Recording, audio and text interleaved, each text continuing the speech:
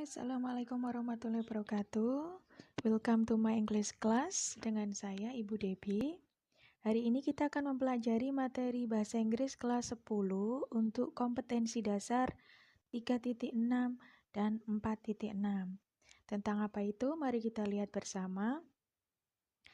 KD 3.6 menerapkan fungsi sosial, struktur teks, dan unsur kebahasaan teks interaksi transaksional lisan dan tulis yang melibatkan tindakan memberi dan meminta informasi terkait keadaan, tindakan, kegiatan, kejadian yang dilakukan atau terjadi di waktu lampau yang merujuk waktu terjadinya dan kesudahannya, sesuai dengan konteks penggunaannya. Perhatikan unsur kebahasaan simple past tense dan present perfect tense. Untuk KD 4.6, menyusun teks interaksi transaksional, lisan dan tulis, pendek dan sederhana, yang melibatkan tindakan memberi dan meminta informasi terkait keadaan, tindakan, kegiatan, kejadian yang dilakukan atau terjadi di waktu lampau yang merujuk waktu terjadinya dan kesudahannya dengan memperhatikan fungsi sosial, struktur teks, dan unsur kebahasaan yang benar dan sesuai konteks. Jadi, jelas sekali materi yang akan kita bahas kali ini adalah tentang kegiatan yang terjadi di waktu lampau. Nah, itu dirangkum dalam dua tenses ini, past tense dan present perfect. Dalam mempelajari sebuah tenses, ada 3 hal yang perlu kita pelajari. Yang pertama adalah tentang definition, yang kedua structure, yang ketiga adverb of time and examples. Kita mulai dari definition. Pengertian dari simple past. The simple past expresses the activity that began and ended in the past. Jadi, simple past menyatakan sebuah kejadian yang dimulai dan diakhiri di waktu lampau. The activity happened at one particular time in the past. Kejadian tersebut terjadi di satu waktu tertentu di masa lampau. Yang kedua tentang structure. Ada 2 struktur dalam sebuah kalimat, yaitu verbal pattern and nominal pattern. Verbal pattern atau pola verbal adalah pola kalimat yang dia menggunakan kata kerja utama. Sedangkan nominal pattern atau pola kalimat nominal adalah pola kalimat yang dia tidak menggunakan kata kerja utama. Untuk contoh kalimat past tense dengan pola nominal. Contoh kalimat positif. We were happy here. Kami senang di sini. We sebagai subjek yang diikuti dengan to be atau auxiliary word. Kemudian di sini saya menggunakan contoh kata sifat happy dan kata keterangan tempat here. Untuk contoh kalimat negatif, we were not happy here. Kami tidak senang di sini. We sebagai subjek, were not adalah to be untuk subjek we, diikuti not karena negatif ya. Kemudian diikuti adjektif happy dan kata keterangan tempat here. Untuk kalimat tanya, contohnya were we happy here? Apakah kami senang di sini? We sebagai subjek yang diawali oleh to be were, kemudian ada kata sifat happy dan kata keterangan tempat here. Tenses kedua yang akan kita pelajari adalah present perfect. Sama seperti sebelumnya bahwa ketika kita mempelajari sebuah tenses, 3 hal yang harus kita ketahui, yaitu tentang definition, structure, adverb of time, and examples. Kita mulai dari definition terlebih dahulu. The present perfect tense expresses the activity that finished at some time before now. Present perfect tense menyatakan sebuah kejadian yang telah selesai di suatu waktu sebelum sekarang. Jadi, present perfect fokus pada kejadian yang telah selesai.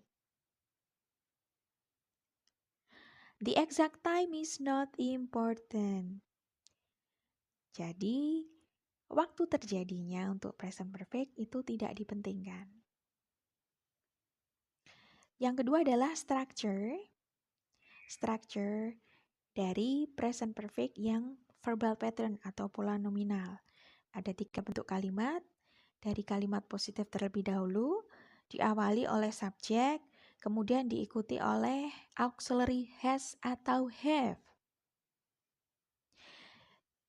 Kita lihat kesesuaian antara subjek dengan auxiliary-nya. Present perfect menggunakan auxiliary has atau have. Nah, untuk subjek he, she, dan it, dia menggunakan auxiliary has. Sedangkan untuk subjek they, we, you, dan I menggunakan situations. Jadi present perfect masih dibagi lagi menjadi 3 sesuai dengan situasinya atau waktu terjadinya. Yang pertama adalah expresses the idea that something happened or never happened before now at an unspecified time in the past. Jadi present perfect untuk situasi yang pertama ini menyatakan sebuah ide atau kejadian yang terjadi atau tidak pernah terjadi sebelum sekarang. At an unspecified time. Di suatu waktu yang tidak tentu di masa lampau. Artinya waktu terjadinya tidak dipermasalahkan. Yang terpenting kejadiannya sudah terjadi. Nah, di sini kata keterangan yang bisa dipakai adalah ever, never, yet, still, dan just. Untuk contohnya bisa dilihat di sini. Contoh yang pertama, they have moved into a new apartment. Mereka telah pindah ke sebuah apartemen yang baru. Mereka telah pindah. Nah, untuk keterangan waktu pindahnya kapan, berapa menit yang lalu, berapa jam yang lalu itu bukan masalah. Yang pasti mereka telah pindah ke rumah yang baru. Untuk contoh yang kedua, have you ever visited Mexico? Sudahkah kamu pernah melihat Meksiko?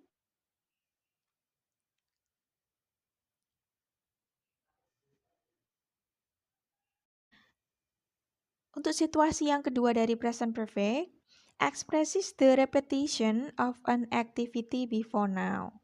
Menyatakan sebuah pengulangan dari aktivitas sebelum sekarang.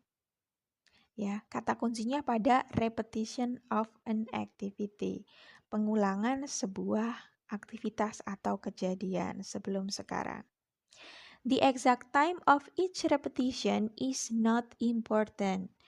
Jadi, waktu terjadinya dari setiap pengulangan kejadian itu tidak menjadi masalah. Nah, keterangan waktu yang biasa dipakai dalam situasi kedua ini adalah so far.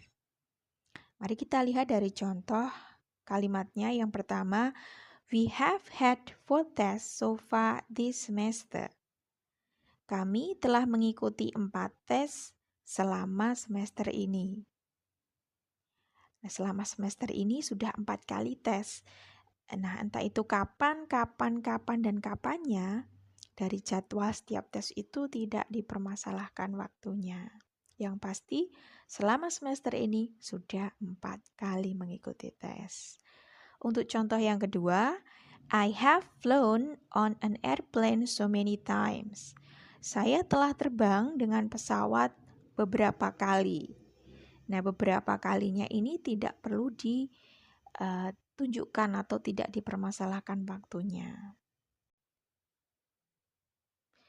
Untuk situasi yang ketiga dari present perfect, expresses a situation that began in the past and continues to the present. Menyatakan sebuah situasi atau kejadian yang dimulai di waktu lampau dan berlanjut sampai dengan sekarang. In this situation, usually use for and since. Dalam situasi ini biasanya menggunakan keterangan waktu for dan since. Kita lihat contoh. I have been here since 7 o'clock. Saya telah berada di sini sejak pukul 7. Contoh yang kedua, we have been here for 2 weeks. Kami telah berada di sini selama 2 minggu. Untuk since adalah dimulainya suatu aktivitas, dan untuk keterangan for menunjukkan durasi sebuah aktivitas itu terjadi. Oke, thank you so much. Terima kasih atas perhatiannya. Semoga bermanfaat. Wassalamualaikum warahmatullahi wabarakatuh.